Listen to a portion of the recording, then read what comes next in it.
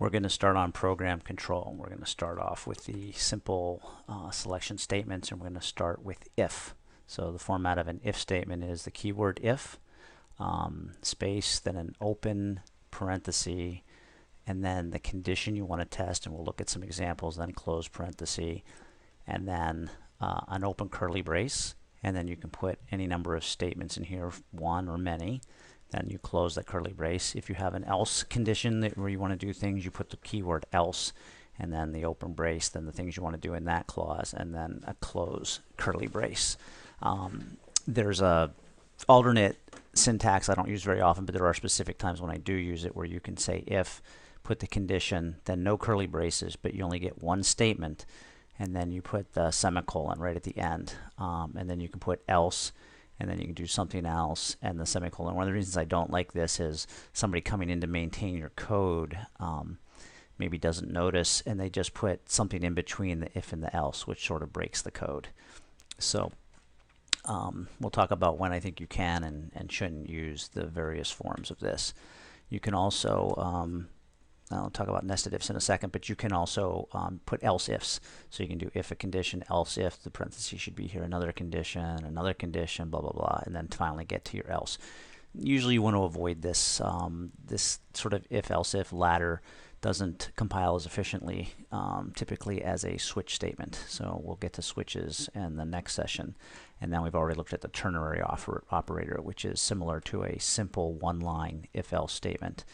And eventually I'll talk a little bit about the one entry, one exit rule that I was taught that's now dead. And that was you come into a function at the top and you enter it at the bottom. And that can lead to unnecessary nesting of if statements, and sometimes it's better to just do your test right at the beginning and then exit. So let's take a look at all this. So here I am in Eclipse. I'm going to say File, New, C++ Project, and let's go to an executable, a Hello World type project from MinGW, and let's call this Hello If. And we're going to do, we're not going to worry about that using selection statements, fine. Okay, so we've got our basic program. So let's create a new function, and I'm going to have it return true or false, and I'm going to call it guard clause. And I'm going to take in an unsigned integer variable, and let's just call it value. And so this is the case. I'm going to do sort of the exceptional case first.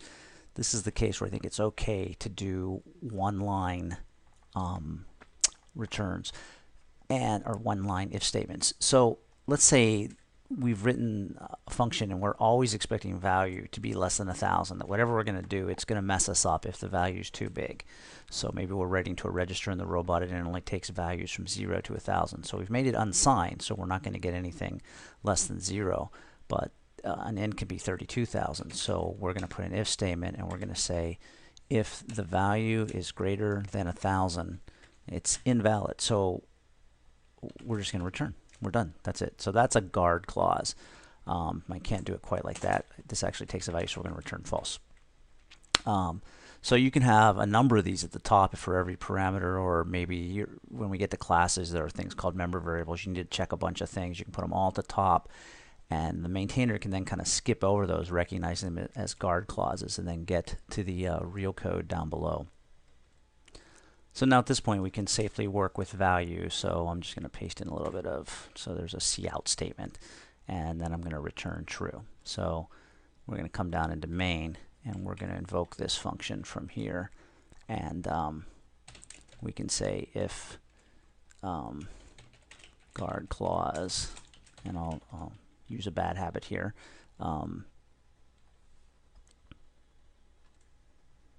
So if guard clause 500, and this is the case with the brackets, then we can say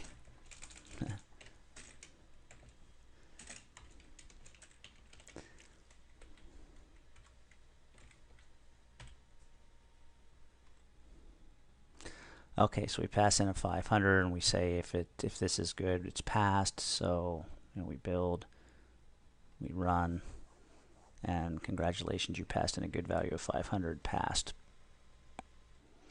So we don't always need to check the return value. And again, I'm going to paste in some code here. And I'm going to do it a little better. I'm going to give this a name. So we're going to, instead of using a magic number, and you'll notice I called it an int, and this expects an unsigned int. Well, the compiler is going to take care of that for you, which I'm not really crazy about. So we'll build that, and we'll hit run, and you passed in a good value of 500. Okay, so let's try something else. What happens? Let me paste this in. So if we pass in a negative number, and I wanted to mention that sometimes people end up putting semicolons here, and of course that circumvents the if. It just kind of ends the statement. So be careful about not putting in a semicolon. So we pass in negative 100 to a function that wants an unsigned int, and you might think you're going to get a compiler error. And let's take a quick look here. So we do a build. We get an error down here, but that's not what we were expecting. So the compiler automatically took this value of negative 100 and turned it into an unsigned int, which kind of raises the question, what did it do? So I'm going to write this a little bit differently. Let's put this in a variable. Let's call it int, and you could guess what's going to happen here. Invalid value equals negative 100. This is how I'm going to find out what happened. I could have left that negative 100 in here, but this is clear. So now we're going to test my new variable. Invalid value, and this should probably compile now because it's trying to put out invalid value. Let's put a little space in there, and okay, and then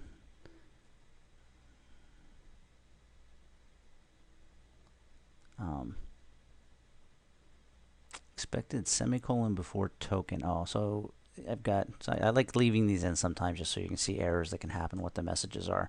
So I've got an extra parenthesis here. So I believe that's it. So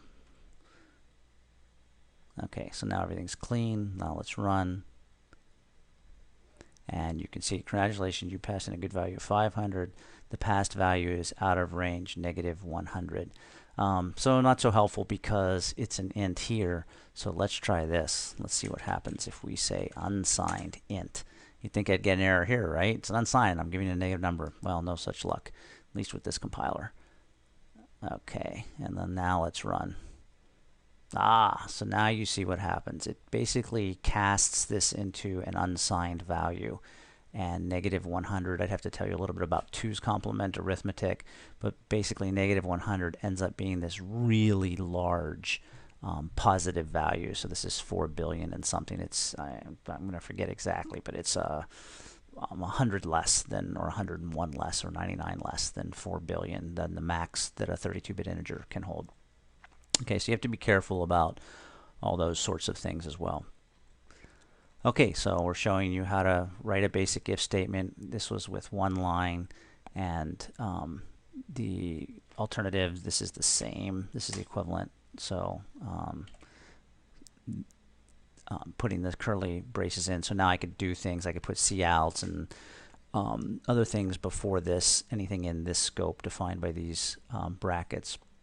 And then if I wanted, I could put an else here, but since I'm returning up above, the else is really do nothing. It's redundant because you've already returned here. You know everything else that happens down here is part of the else.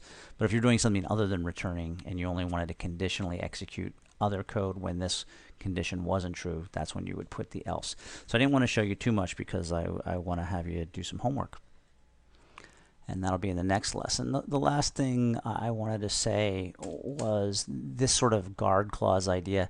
This is pretty good doing ifs, and then you know, as long as you're returning a value and you have some way to communicate that something failed, when you're getting user input value that at runtime it might fail. If this is input that's coming from the programmer, and the programmer shouldn't be passing in bad values, there are other techniques for dealing with bad value that really are errors you want to catch at compile time, and we'll talk about that a little later on. I just want to make you aware of it, that this is a guard clause that's really meant for program that has some sort of user input origination.